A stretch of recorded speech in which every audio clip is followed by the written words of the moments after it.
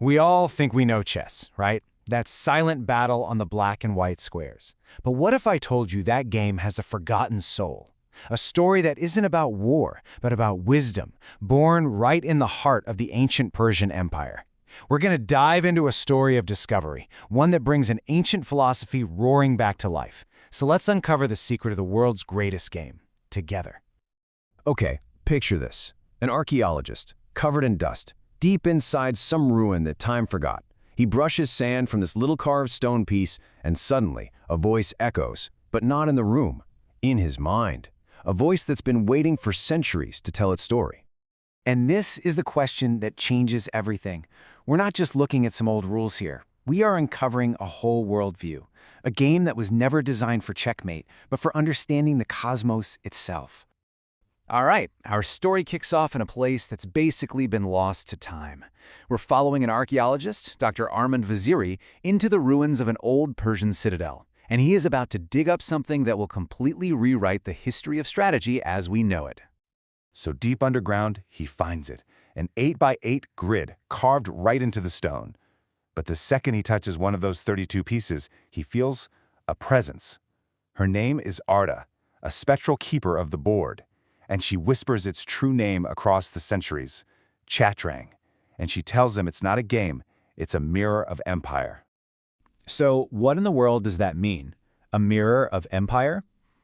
Well, Arda explains that for the Persian kings, Chatrang wasn't just some way to kill time. No, it was a profound philosophical tool, a way to literally map the forces of the universe. See, Chatrang wasn't a how-to guide for war. It was a system for teaching rulers how to think in harmony with the cosmos. Victory didn't mean crushing your opponent. It meant restoring balance. Playing Chatrang was practicing how to be a just and wise ruler. And this table just brilliantly lays out the difference. The pieces weren't soldiers, they were ideas. Now the really fascinating one here is the wazir, or the vizier. In Chatrang, this piece stood for cautious, wise counsel. It was the brain of the empire, not its biggest weapon. I mean, that is a world away from the modern queen, right? And get this, even the board meant something different. Forget this stark conflict of black and white. The original colors were gold and indigo, representing the sun and the void. The board wasn't a battlefield, it was a map of potential, showing all the unseen choices that shape our fate. Arda's words here really hit home, reminding us just how much weight every decision carried. In Chatrang, a single move wasn't just a tactic. It was an echo of thousands of historical choices, like having a conversation with every ruler who ever sat at that board. So how did this incredibly deep philosophical system become the aggressive game of conquest that we all play today? Well, its transformation is an absolutely incredible story, a great journey across entire continents and cultures. Starting in Persia, the game traveled along the Silk Road. In India, it became Chaturanga, and the focus shifted to military divisions. Then the Arab world codified its rules, calling it Chatrang.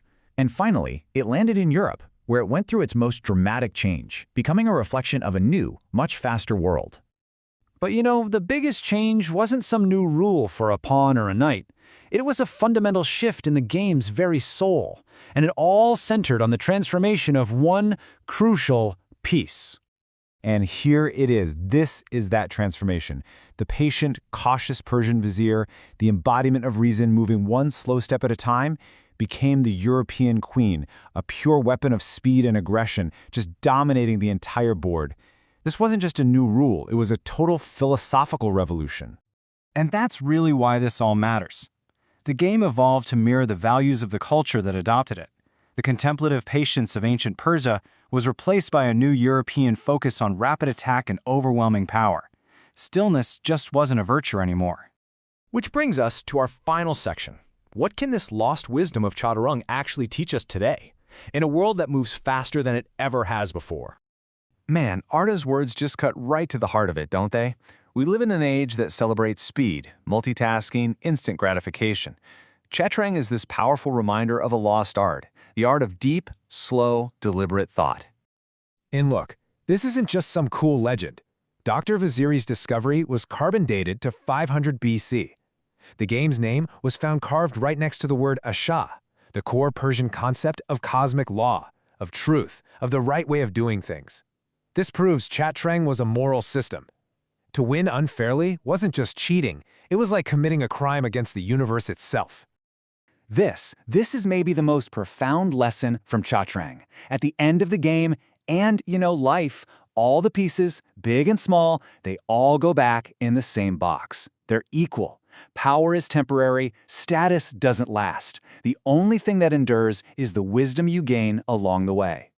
And that's the question Chatrang leaves us with. It invites us to look at all the boards in our own lives, our careers, our relationships, you name it, and to ask ourselves, what if the real goal isn't just to win?